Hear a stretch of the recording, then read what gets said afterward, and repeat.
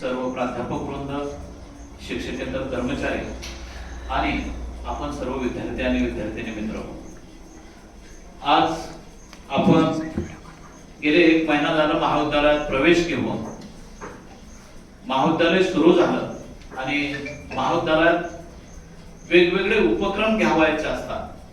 महाविद्यालय हे फक्त अध्यापनासाठी आपण येणं आणि अध्यापनाचं कामकाज संपल्यानंतर आपण जाणं एवढ्यापुरतं मर्यादित नसून, आज तुम्ही बघितलं की कला शाखेला ज्या विद्यार्थ्यांनी ऍडमिशन घेतलं त्यांना प्रवेशित घेतल्यानंतर प्रश्न असा पडू नये की मी आर्ट्स शाखेतून काय घेऊन चाललेलो आहे. तर आपण वेगवेगळ्या उपक्रमाच्या माध्यमातून विद्यार्थ्यांचं व्यक्तिमत्व विकासाची त्यांची जडणघडण करण्यासाठी आपण वेगवेगळे उपक्रम घेत असतो आणि त्या उपक्रमातलाच एक भाग की आजचा आपला गुरुपौर्णिमेचा दिवस. आपण सोशल मीडियाच्या जमान्यात सध्या वावरतोय.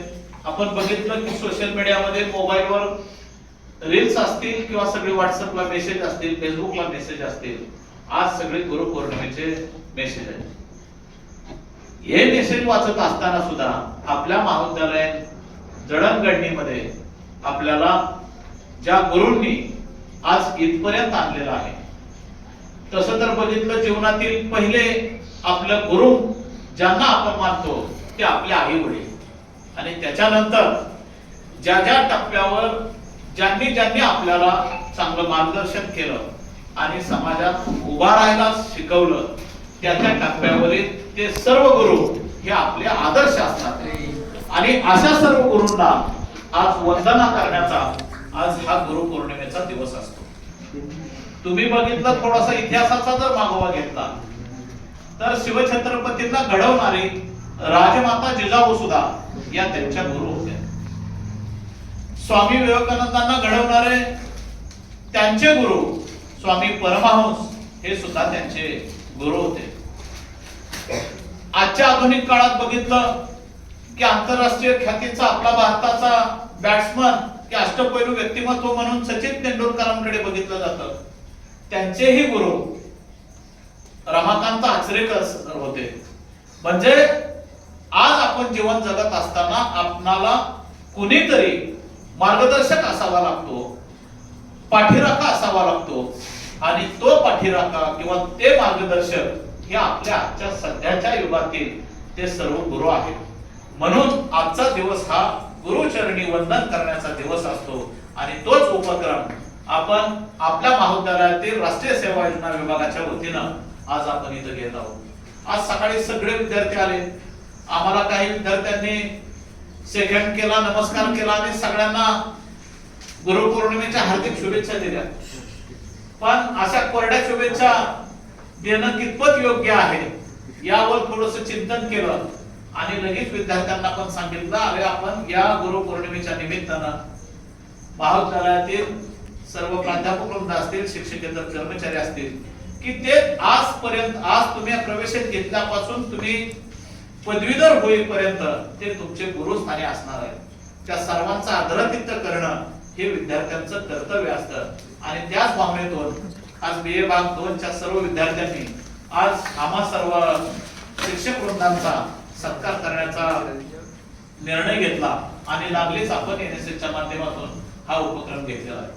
आता जी BA भागला 1 ला जे सर्व विद्यार्थी आलेले आहेत ते सगळे नवीन विद्यार्थी आहेत.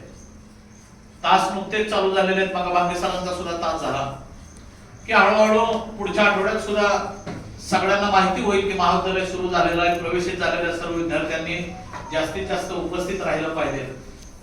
आणि याच महाविद्यालयात राष्ट्रीय सेवा योजना विभागाच्या वतीने सुद्धा आपणा सर्वांना पुढच्या आठवड्यात ऍडमिशन्स द्यायचे आहेत आणि NSS च्या माध्यमातून सुद्धा आपल्याला सर्व या महाविद्यालयातील, या महाविद्यालय परिसरातील सोशल ऍक्टिव्हिटीज मध्ये आपल्याला सहभागी व्हायचे आहे. आणि म्हणूनच आज NSS च्या माध्यमातून हा पहिला उपक्रम आपण आज घेत आहोत आणि या उपक्रमाची सुरुवात आज आपण गुरुपौर्णिमेच्या निमित्ताने करीत आहोत.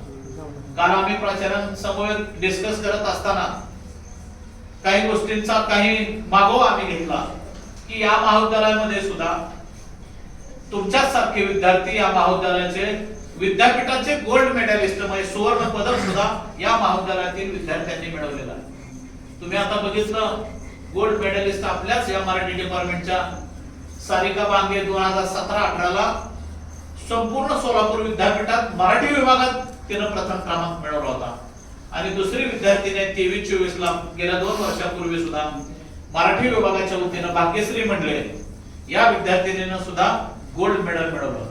म्हणजे हे महाविद्यालय कुठं कमी पडत नाही आणि या महाविद्यालयातील विद्यार्थी सुद्धा स्वतः अभ्यास करतो, अध्ययन करतो आणि जिथं कुठं त्यांना प्रश्न पडतील ते प्रश्न आज सगळ्या शिक्षकांना विचारून त्याची सोडवणूक करण्यासाठी आम्ही सुद्धा नेहमी कार्यरत असतो।